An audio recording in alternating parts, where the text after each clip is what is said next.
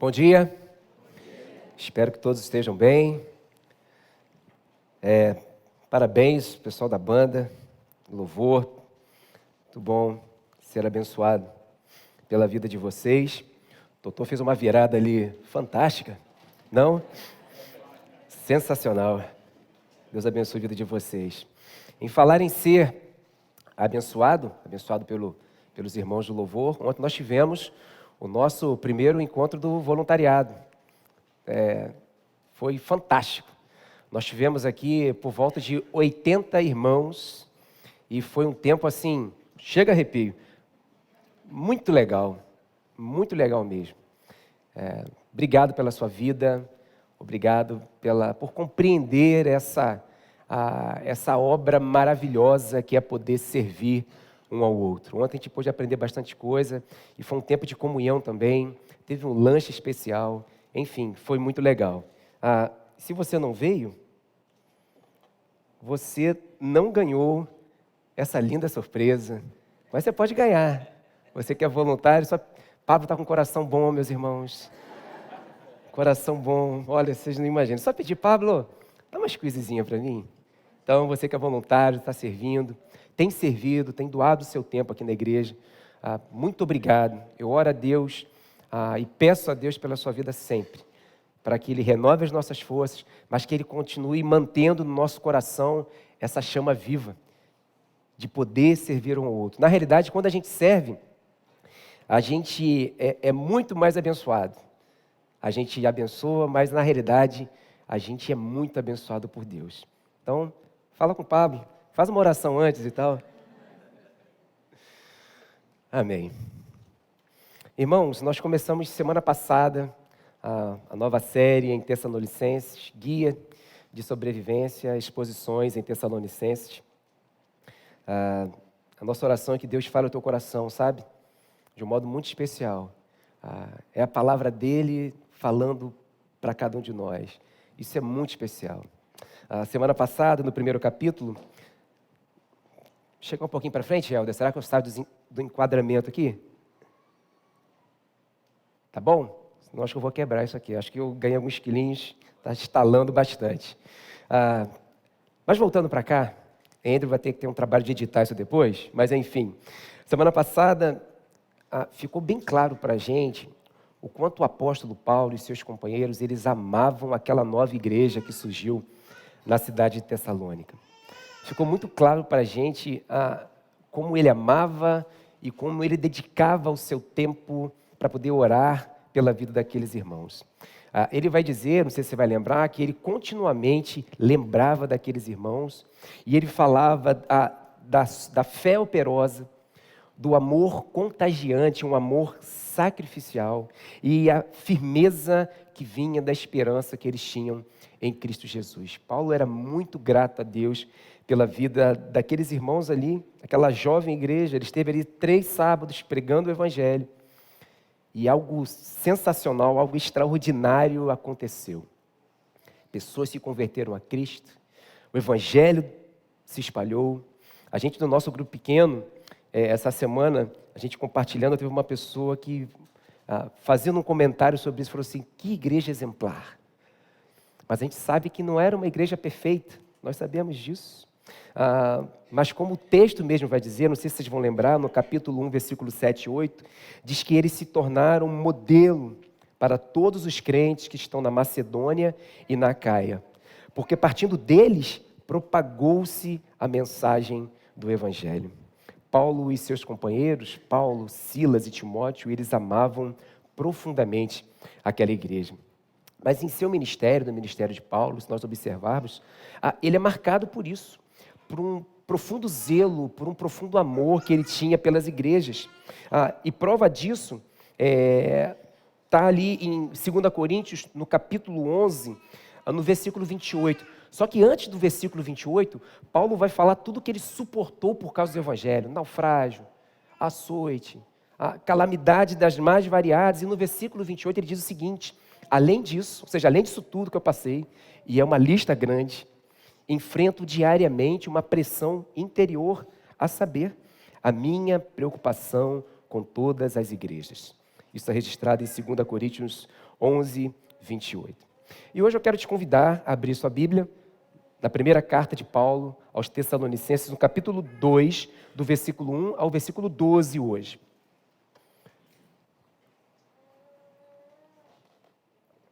Primeira Tessalonicenses, capítulo 2, do versículo 1 ao versículo 12. Nós não vamos ler esse capítulo todo hoje, nós vamos concluí-lo semana que vem.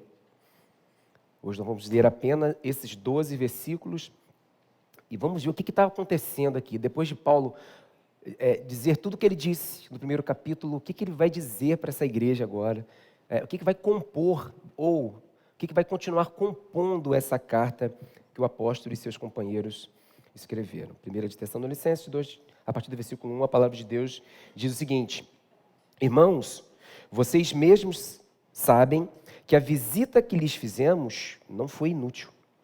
Apesar de termos sido maltratados e insultados em Filipos, como vocês sabem, com a ajuda de nosso Deus, tivemos coragem de anunciar-lhes o Evangelho de Deus em meio a muita luta. Pois nossa exortação não tem origem no erro, nem em motivos impuros, nem temos intenção de enganá-los. Ao contrário, como homens aprovados por Deus para nos confiar o Evangelho, não falamos para agradar pessoas, mas a Deus que prova o nosso coração. Vocês bem sabem que a nossa palavra nunca foi de bajulação, nem de pretexto para a ganância. Deus é testemunha. Nem buscamos reconhecimento humano, quer de vocês, quer de outros. Embora, como apóstolos de Cristo, pudéssemos ter sido um peso, fomos bondosos quando estávamos entre vocês, como uma mãe que cuida dos próprios filhos. Sentindo assim tanta afeição por vocês, decidimos dar-lhes não somente o Evangelho de Deus, mas também a nossa própria vida, porque vocês se tornaram muito amados por nós. Irmãos, certamente vocês se lembram do nosso trabalho esgotante e da nossa fadiga. Trabalhamos noite e dia para não sermos pesados a ninguém, enquanto lhes pregávamos o Evangelho de Deus. Tanto vocês como Deus são testemunhas de como nos portamos de maneira santa, justa e irrepreensível entre vocês, os que creem. Pois vocês sabem que tratamos cada um como um pai trata seus filhos, exortando, consolando e dando testemunho, para que vocês vivam de maneira digna de Deus, que os chamou para o seu reino e glória. Amém? Feche teus olhos. Deus, estamos diante da Tua palavra, e nós cremos na Tua palavra, que é poderosa, que é capaz de falar aos nossos corações de uma maneira muito particular e de um modo muito especial. Por isso suplicamos ao Senhor, nessa manhã, fale aos nossos corações, em nome de Jesus. Amém. Vimos o que aconteceu no primeiro capítulo, e nesse segundo capítulo, Paulo e seus companheiros, eles vão fazer uma espécie de defesa contra críticas reais ou possíveis das pessoas de fora daquela igreja. Não fica evidente no texto, mas pelo o tom de Paulo aqui, é possível que Paulo esteja sendo difamado. Isso é possível. Provavelmente não pelos de dentro, mas pelos de fora. Nós vimos na semana passada o texto de Atos 17, que algumas pessoas estavam querendo perseguir, encontrá-los para poder levá-los às autoridades. Então, só que ele faz isso, essa espécie de defesa, ele faz isso mostrando um lado pastoral, um lado de cuidado, de carinho, de proteção. Ele vai falar sobre esse cuidado, enfatizando como o Evangelho chegou até eles, o que ele passou e o que ele fez para levar o Evangelho até aqueles irmãos. E em primeiro lugar que nós vemos aqui, o que a gente quer trazer, é que ele se apresenta como um despenseiro fiel. Isso está do versículo 1 até o versículo 6. Então, em primeiro lugar, ele é um despenseiro fiel. Ser um despenseiro é ser um administrador daquilo que não é seu. É ser um encarregado de algo que alguém confiou a você. Então, é necessário que esse despenseiro, esse encarregado, esse administrador seja encontrado como uma pessoa fiel, capaz de zelar e cuidar daquilo que não é seu, para fazer aquilo que precisa ser feito. Por exemplo, nós somos administradores dos dons que Deus nos deu. Paulo vai registrar isso lá, inclusive foi um texto que nós usamos ontem no treinamento do voluntariado, 1 Pedro 4,10, diz o seguinte: cada um exerça o dom que recebeu para servir aos outros, olha o que o texto vai dizer, administrando fielmente a graça de Deus. A graça não é minha, a graça de Deus em suas múltiplas formas. 1 Pedro 4,10. Em outro texto, Paulo vai dizer que ele é encarregado dos mistérios de Deus. 1 Coríntios 4, 1 e 2 vai dizer, portanto, que todos nos considerem servos de Cristo e encarregados dos mistérios de Deus. O que se requer desses encarregados é que sejam fiéis. O evangelho que ele apresenta para aqueles irmãos, ele vai dizer que é de Deus, não é dele. Ele é encarregado, ele administra, ele cuida disso. No versículo 2 que nós lemos, vai dizer, com a ajuda de nosso Deus, tivemos coragem de anunciar-lhes o evangelho de Deus. Ele é um bom encarregado, ele é um bom administrador, ele entrega fielmente, meus irmãos, a mensagem que a ele foi confiada.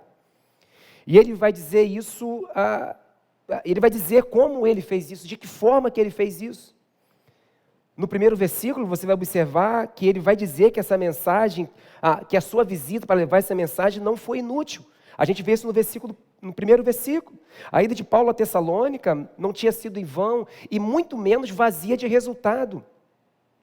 Pelo contrário, vimos no último sermão, que nós estudamos semana passada, as consequências da chegada do poderoso evangelho na vida daquelas pessoas e a transformação pela qual elas passaram. O evangelho, vai dizer Paulo no capítulo 1, não chegou só em palavras, mas em poder no Espírito Santo, capítulo 1, versículo 5. Já no versículo 2, acompanha na sua Bíblia, fica muito claro que não havia obstáculos que pudessem impedi-los de cumprirem a missão. Ele vai, no versículo 2, vocês vão observar aí, que ele vai citar novamente o texto onde ele esteve em Filipos. Nós citamos esse texto, inclusive, semana passada. Esse texto está lá na nossa leitura diária. Não sei quantos fizeram, que receberam aí nos grupos pequenos. Esse texto está lá. Ele vai citar a passagem dele por Filipos, quando eles foram maltratados, insultados, eles foram presos, açoitados e foram jogados no cárcere. Ele vai citar esse texto, ele vai falar sobre isso. Como ele diz, no versículo 2, agora que nós lemos, com a ajuda de nosso Deus, tivemos coragem de anunciar-lhes o evangelho de Deus em meio a muita luta. Isso nos ensina que nós também, para cumprir a missão de Deus que a nós foi confiada, nós também vamos passar por lutas. Eu não sei se a gente vai ser açoitado, vai ser preso, vai ser insultado, maltratado, mas certamente passaremos por lutas para poder levar esse evangelho. Esse evangelho que Paulo vai dizer aqui que não foi inútil. A visita dele para levar esse evangelho não foi inútil. E ele, no versículo 2, não vai medir esforços, mesmo sofrendo por levar essa mensagem, por guardar essa mensagem e entregar como um despenseiro fiel. Paulo está dizendo aqui que nada vai o impedir de fazer aquilo que deve ser feito. Como Paulo conseguiu anunciar o evangelho de Deus? Como diz o texto, com a ajuda do próprio Deus. Fazemos o que fazemos porque o Senhor está conosco. Essa é uma certeza que nós temos, meus irmãos. Mesmo com lutas e com dificuldades, nós temos uma certeza. Fazemos o que fazemos porque o Senhor está conosco. E esse era exatamente o sentimento do salmista no Salmo 124. Nos 3 primeiros versículos, ele vai dizer o seguinte, Salmo 124, 1, 2 e 3. Se o Senhor não estivesse do nosso lado, que Israel o repita. Se o Senhor não estivesse do nosso lado, quando os inimigos nos atacaram, eles já nos teriam engolido vivos. Quando se enfureceram contra nós, as águas nos teriam arrastado e as torrentes nos teriam afogado. Sim, as águas violentas nos teriam afogado. Meus irmãos, o que podemos fazer sem a ajuda do nosso Deus? O que seria de nós se Deus não estivesse do nosso lado? O que seria da sua vida e da minha vida sem o Senhor ao nosso lado? E Paulo, ele reconhece isso. Com a ajuda de Deus, eles foram capazes. Ele deixa bem claro que não foi por ele, mas foi pelo fato de Deus estar com eles. Acompanha comigo o versículo 3, ele vai usar 3 substantivos aí. que ele repudia como sendo inconsistentes ou incoerentes com a pregação cristã. Ele vai falar de erro, de impureza e de engano, outra vez em algumas versões de dolo. Versículo 3 diz: pois nossa exortação não tem origem no erro. Paulo aqui ele está garantindo aos seus leitores que a sua mensagem ela é verdadeira, ela é isenta de erro. Não tem origem no erro, nem em motivos impuros, e aqui a palavra impura, muitas vezes nós associamos a questões sexuais, mas não é essa a conotação aqui.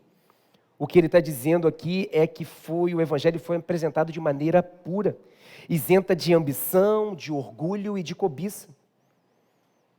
Nem tem motivos impuros, nem temos a intenção de enganá-los ou de trazer dolo para alguém. Paulo, ele não empregava métodos desonestos para poder enganar as pessoas. Será que é isso que nós vemos hoje? Um evangelho verdadeiro, puro, sem ambição, orgulho, cobiça e sem intenção de enganar as pessoas? Quando a gente olha para a realidade do evangelho, no Brasil e fora dele, será que é isso que nós vemos?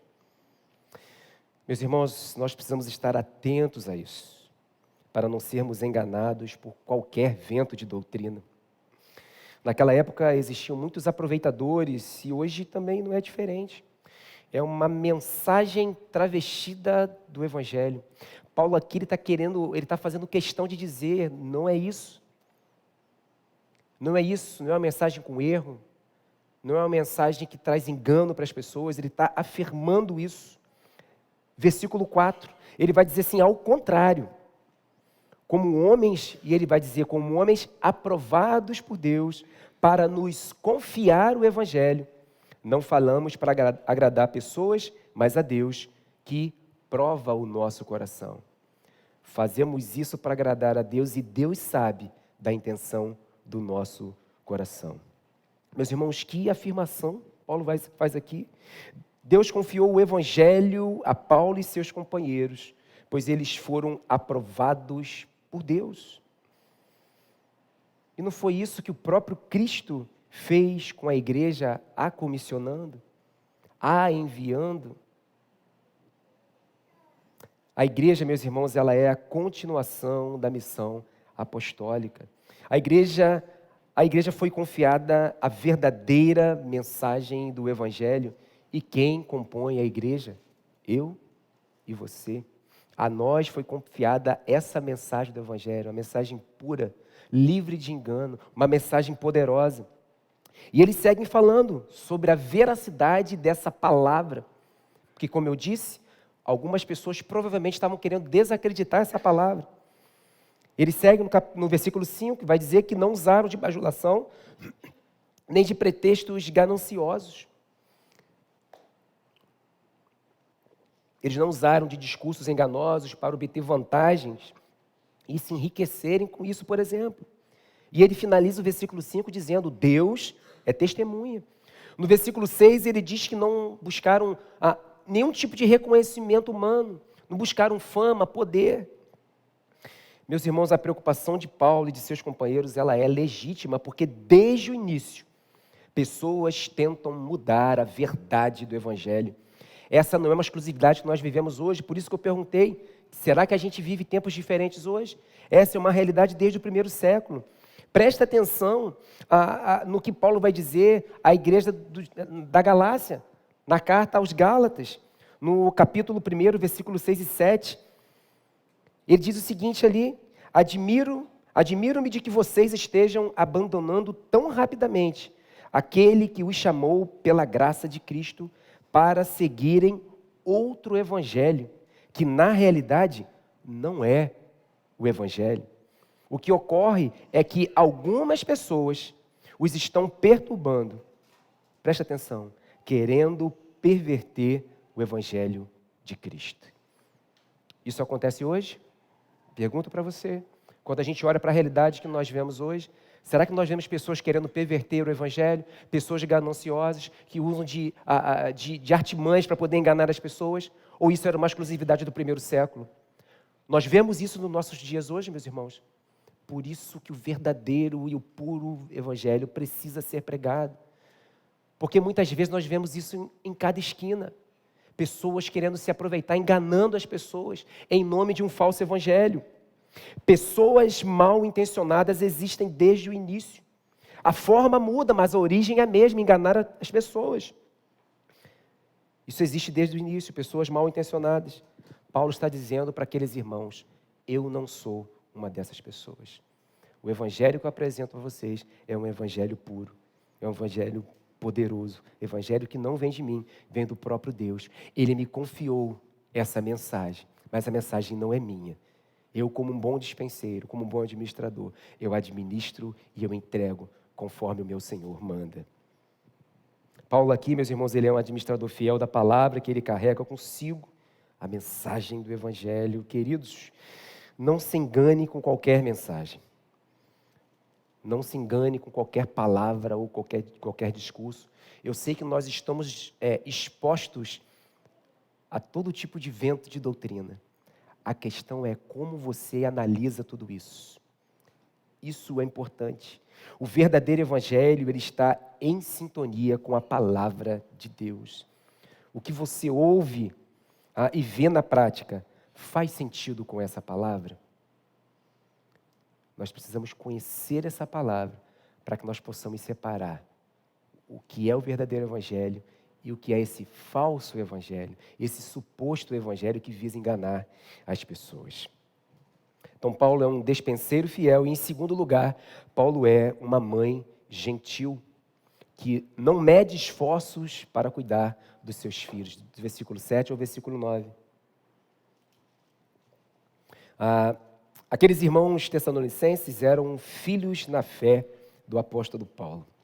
Versículo 7 vai dizer que, sendo um apóstolo comissionado pelo próprio Deus, ele poderia ser até um peso financeiro, exigindo que eles dessem contribuições para o seu sustento. Mas não é assim que Paulo age. Paulo poderia ser um peso para aqueles irmãos, mas ele não age dessa maneira. Ele age como uma mãe gentil e cuidadosa. Ele age com bondade, é o que o texto vai dizer. Ou na versão Nova Almeida atualizada, vai dizer o seguinte: preferimos ser carinhosos quando estivemos aí com vocês, assim como uma mãe que acaricia os seus próprios filhos.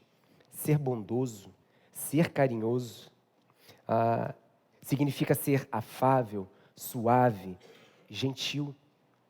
Virtudes que lembram a humildade e o amor ao próximo. Esta foi a forma que Paulo e seus companheiros trataram aqueles irmãos. Ele está se comparando o jeito que uma mãe gentil trata o próprio filho. Olha o versículo 8. Esse versículo é muito interessante. Sentindo assim tanta afeição por vocês. Essa palavra afeição, no original grego, aqui ela significa desejar, ansiar, principalmente o anseio do amor. Esse era o sentimento ali envolvido, um profundo e intenso amor. De forma semelhante, esse termo também é utilizado para descrever a intensidade do amor de Deus pelos seus filhos. Olha a comparação. Essa é a mesma palavra, essa palavra afável, afeição, melhor dizendo, é a mesma expressão usada para dizer do amor de Deus, o amor que Deus tem por nós. Esse era o sentimento de Paulo e de seus companheiros. E aí eu faço algumas perguntas para nós hoje. Será que temos esse mesmo sentimento uns para com os outros? Conseguimos ser afáveis, suaves e gentis uns com os outros? Demonstramos um profundo amor pelos nossos irmãos? E a gente precisa refletir sobre isso. Como igreja do Senhor, nós precisamos refletir sobre isso. Eu visitei um grupo pequeno essa semana que ouvi essa palavra de 3 pessoas distintas no grupo, falando sobre amor, falando sobre a forma carinhosa como isso acontecia no meio da igreja. Mais uma vez, como Tessalônica, a nossa igreja também não é uma igreja perfeita. Nós precisamos melhorar muito ainda, por isso que a gente traz essas perguntas para a nossa reflexão. Mas eu sei que isso acontece aqui. O que nós precisamos fazer é fazer ainda mais isso. É estar atento a isso. É observar se eu demonstro esse amor, essa afeição, esse amor profundo e intenso uns pelos outros. E por causa desse amor profundo, olha o que eles vão continuar dizendo no versículo 8. O texto diz, sentindo assim, tanta afeição por vocês, ó, a continuação, decidimos dar-lhes não somente o Evangelho de Deus, mas também a nossa própria vida, porque vocês se tornaram muito amados por nós. Meus irmãos, eles estavam dispostos a dar a própria vida, porque aqueles irmãos eram imensamente amados por eles. Utopia? Um amor sacrificial. E aí eu não estou dizendo necessariamente que você tem que morrer por alguém. Isso só Jesus Cristo foi capaz de fazer por nós, na cruz do Calvário. Mas o que eu quero dizer é que esse amor uns pelos outros, muitas vezes, ele vai exigir sacrifício. Amor não é um sentimento que eu estou sentindo ou não. Amor é uma decisão que eu tomo. E eu preciso refletir se eu amo profundamente o meu irmão. Foi esse o sentimento de Paulo por aqueles irmãos ali. É um amor que olhava para Cristo, que via o que Cristo fez na cruz do Calvário. É um amor que ele demonstrava. E o que Cristo fez na cruz do Calvário por mim e por você? O que só ele podia fazer. Ele se entregou. Ele morreu por nós. Ele morreu para que nós pudéssemos ter vida. Que amor é esse? Será que eu estou disposto a abrir mão do mínimo de conforto ou de sacrificar de alguma maneira para poder servir ao meu irmão? Para poder ser consolo para o meu irmão? Não só de estar junto é importante, mas consolar quando for necessário, orar quando for necessário, admoestar quando for necessário em amor, gentil, suave. Somos capazes disso? Esse é o Evangelho, meus irmãos. O que Cristo fez por nós. Se entregou por nós na cruz. Mesmo não sendo merecedores. Mesmo não havendo em nós justiça nenhuma que pudesse nos tornar justos perante Ele. Ele se entregou por nós. E essa é a mensagem do Evangelho. E é esse mesmo amor que nós precisamos demonstrar uns para com os outros. Acompanha comigo o versículo 9. Paulo vai lembrá-los do trabalho esgotante e da fadiga deles. Vai lembrar também que trabalharam noite e dia para não serem um peso para aqueles irmãos. Paulo, ele era fabricante de tendas. E enquanto ele pregava o Evangelho, para não ser um peso para aqueles irmãos, Paulo trabalhava também. Meus irmãos, isso é fantástico. Isso é maravilhoso. Isso é sacrificar em prol do outro. Isso é abrir mão, às vezes, da minha vontade para poder servir ao outro. Paulo e seus companheiros entregaram para aqueles irmãos o que eles tinham de melhor, que era a mensagem do Evangelho. Fizeram isso sem medir esforços, como nós vimos, se doando e, principalmente, amando profundamente aqueles irmãos. Estão comigo? Terceiro lugar, Paulo se mostra como um pai preocupado. Do versículo 10 ao versículo 12. Paulo é um despenseiro fiel, que zela, que cuida, que administra, que é encarregado da mensagem do Evangelho, para entregar essa mensagem do Evangelho, mesmo com lutas. Paulo é uma mãe gentil, uma mãe que cuida com profundo afeto. E Paulo se compara também aqui a um pai que se preocupa com profundo zelo. Versículo 10, Paulo e seus companheiros aqui, eles se apresentam como exemplos a serem copiados.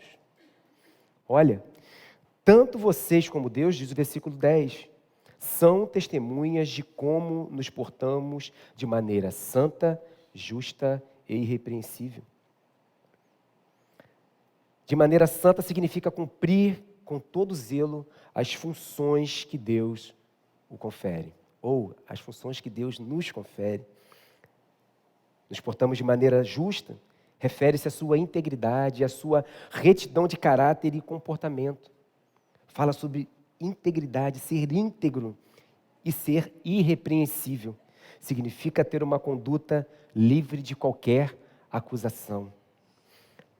Paulo, meus irmãos, chamou Timóteo de filho na fé. Ele está se comparando a um pai, ele já se comparou a uma mãe gentil. Paulo chamava algumas pessoas de seus verdadeiros filhos na fé. 1 Timóteo 1, 1 Timóteo capítulo 1, versículo 2, ele vai se referir a Timóteo exatamente assim: meu verdadeiro filho na fé. Esse mesmo sentimento, meus irmãos, ele tinha com os irmãos da igreja de Corinto. Em 1 Coríntios 4, 14, ele vai dizer o seguinte: não estou tentando envergonhá-los ao escrever estas coisas, mas procuro, olha só, como um pai, adverti-los como a meus filhos amados. E aqui ele faz a mesma coisa. Versículo 11, acompanha. Pois vocês sabem que tratamos cada um como um pai trata seus filhos. Paulo e seus companheiros, meus irmãos, eles se mostram como pais zelosos, preocupado com seus filhos. E como ele demonstra isso? A resposta está no versículo 12. Paulo exorta, Paulo consola e Paulo dá testemunho aos recém-convertidos. Eu digo recém-convertidos, nós vimos semana passada isso. Essa igreja é uma igreja nova ainda. Paulo esteve ali apenas 3 semanas pregando o evangelho, e uma igreja surge. Eles são novos na fé ainda. E Paulo chama eles de filhos na fé. É isso que um pai faz com seus filhos, pois normalmente os filhos tendem a desanimar com facilidade. Os filhos tendem a se cansar, né? São novos, eles tendem a mudar de ideia fácil, né? Não é assim, você que tem filho pequeno, você bota o filho na aula de música, seu filho chega achando que na primeira aula vai sair tocando já todas as músicas, e ele, na segunda, terceira aula, aquilo já não está bom para ele, já não quer mais aula de música, ele pede para colocar você na aula de luta. Não, papai, eu quero jiu-jitsu, E passou um tempo, já ficou chato, ele não foi para a Olimpíada, ele viu para a Olimpíada, queria ir para a Olimpíada, mas não foi. Fez 1, 2 aulas, já não quer mais a luta, ele quer ir para a escolinha de futebol. Paulo sabia disso. Paulo precisava encorajar aqueles irmãos, porque a tendência de desanimar era grande. Isso também faz sentido para nós hoje, meus irmãos. Precisamos ter um olhar especial para os novos na fé. Eles tendem a desanimar com facilidade. Nós precisamos cuidar uns dos outros e ter esse olhar com aquelas pessoas que conheceram o Evangelho há pouco tempo. Vai dizer que Paulo vai exortar, consolar e dar testemunho, é o que o texto vai dizer. Exortar, meus irmãos, é chamar para junto de si e encorajar. Consolar, ele tem a mesma conotação aqui de exortar, mas com uma ênfase na atividade. Ou seja, era despertar neles um desejo de se aprimorar sempre. Vamos embora, vamos nos aprimorar juntos. E ele vai também dar testemunho, ou seja, algumas outras versões vai dizer que vai admoestar. É como se Paulo e seus companheiros estivessem dizendo: olhe para nós, prestem atenção. Eu estou compartilhando a minha própria experiência com o Senhor. Esse é meu testemunho de vida, olhe para mim, olhe para nós. É o que mais ou menos Paulo vai fazer aqui. Mas por que tudo isso? Por que ele vai exortar, consolar e dar testemunho? O final do versículo 12 vai explicar isso. Acompanhe na sua Bíblia.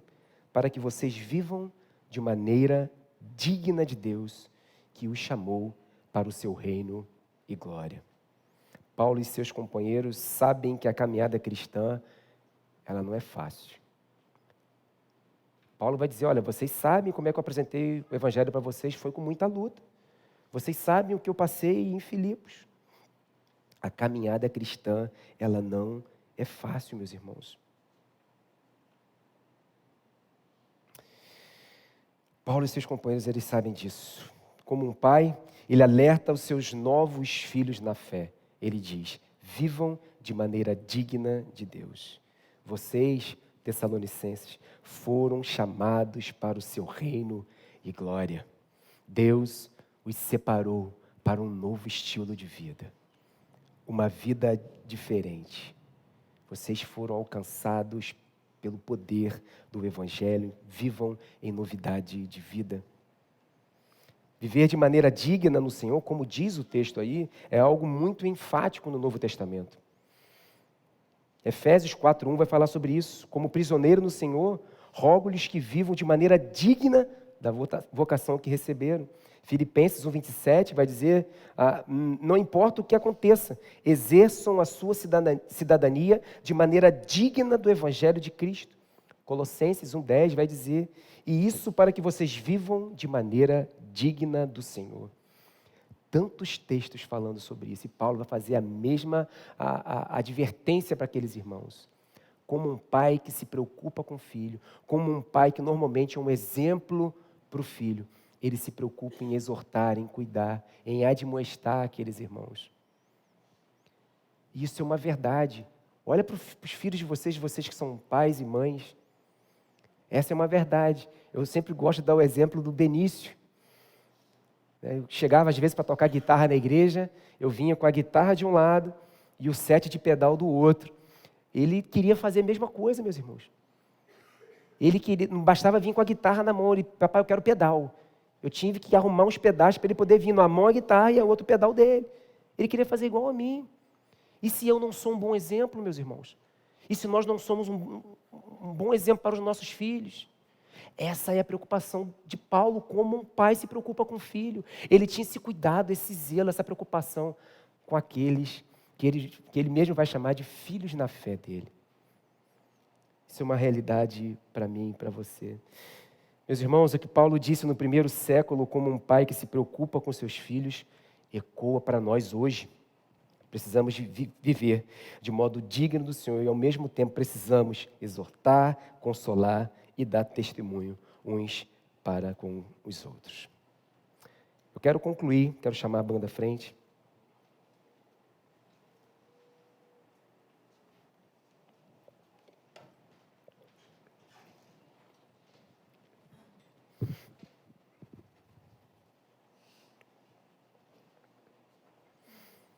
Meus irmãos, se no primeiro capítulo que nós estudamos semana passada, nós vimos um exemplo de uma igreja saudável que transforma o seu meio, o redor deles, por causa do poder do Evangelho. Nesse segundo sermão, nesse segundo capítulo, nós estamos começando a ver, nós estamos vendo como alguém que ama a Cristo, como alguém que ama a igreja de Cristo está disposto a fazer por ela. O que alguém, melhor dizendo, o que alguém está disposto a fazer pela igreja de Cristo? Vimos uma igreja saudável que foi transformada por causa do poder do Evangelho. Hoje nós vimos aqui Paulo e seus companheiros capazes de fazer coisas tremendas por causa da igreja de Cristo. Paulo não é nenhum super-herói, nem Paulo, nem Silas e nem Timóteo. Foram sim homens usados por Deus, como eu e você também podemos e devemos ser usados por Ele. Vimos o que eles estavam dispostos a fazer por causa da igreja de Cristo e por causa do Evangelho. E eu te pergunto, o que nós estamos dispostos a fazer pela igreja de Cristo? O que o apóstolo Paulo e seus companheiros nos deixam de lição, e eu queria fazer uma pequena aplicação prática para a nossa vida hoje. Como alguém separado, aprovado e enviado pelo próprio Cristo, pregue o Evangelho. Essa é a primeira aplicação do que nós vimos hoje. Paulo, como um bom dispenseiro, como um bom administrador, como um bom encarregado, ele cuidou bem daquilo que Deus deu para ele. Não era dele, ele precisava cuidar e entregar.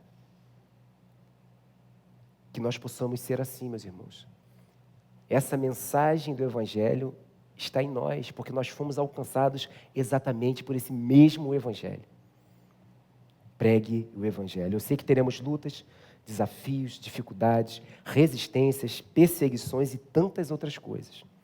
mas como igreja do Senhor que fomos alcançados pela graça de Deus, nós precisamos entender que Deus nos chamou para isso.